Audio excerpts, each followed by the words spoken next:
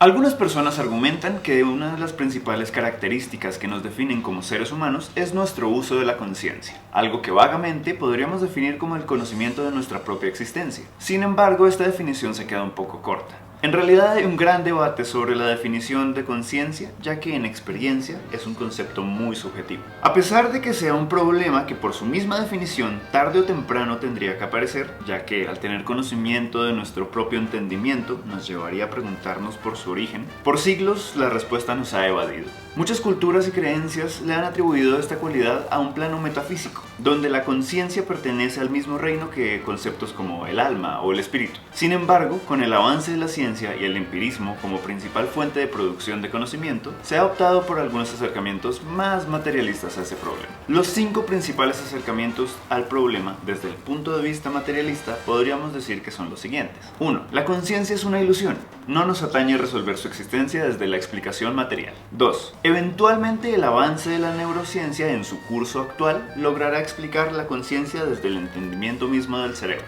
3. La conciencia es una propiedad emergente débil, como el sentimiento de humedad producido por la combinación de partículas de oxígeno e hidrógeno, por lo que se necesita de disciplinas diferentes para analizar su funcionamiento y su origen. 4. La conciencia es una propiedad emergente fuerte del cerebro. Aunque sea imposible predecir por nuestro entendimiento, es igualmente de origen físico. Y 5. La explicación de la conciencia requiere de un nuevo principio, fuerza o dimensión primordial aún no descubierta para poder ser explicada.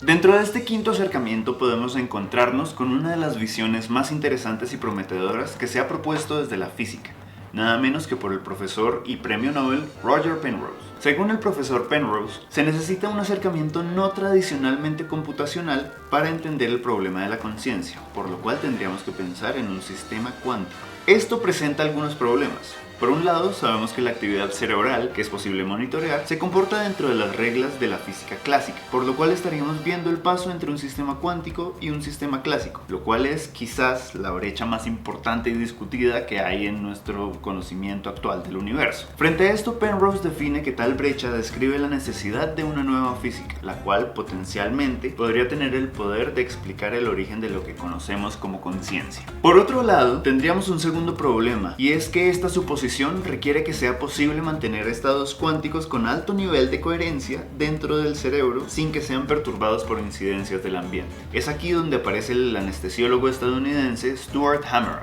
Después de la publicación de su libro The Emperor's New Mind, el profesor Penrose estaba a punto de abandonar su teoría ya que no veía posibilidades de mantener estados cuánticos dentro del cerebro humano. Sin embargo, después de leer el libro, Hameroff contacta a Penrose para hablarle de unas estructuras dentro de las neuronas llamadas microtúbulos. Los microtúbulos son estructuras celulares con un grosor interno de alrededor de 12 nanómetros, donde podrían mantenerse interacciones cuánticas en grandes escalas sin perturbación. Hameroff defiende, de acuerdo con los planteamientos de Penrose, que la conciencia podría ser efecto de las interacciones que se llevan a cabo dentro de estas estructuras, ya que los anestésicos que causan la pérdida de la conciencia actúan más prominentemente sobre los microtúbulos de las neuronas. Hasta ahora no se puede dar una conclusión real sobre el origen de la conciencia. Aunque haya teorías y avances prometedores en los diferentes campos que se han propuesto este estudio, concuerdo con el profesor Penrose en pensar que se necesite algo más que un análisis reduccionista de la composición del cerebro para dar explicación del origen de la conciencia. Tal vez descubramos ese algo en un futuro próximo que pueda dar fin a este problema, o tal vez desaparezcamos como especie antes de saber la respuesta, dejando todo este lío como una simple mancha en el vasto océano de oscuridad que es el universo en su constante y acelerada expansión.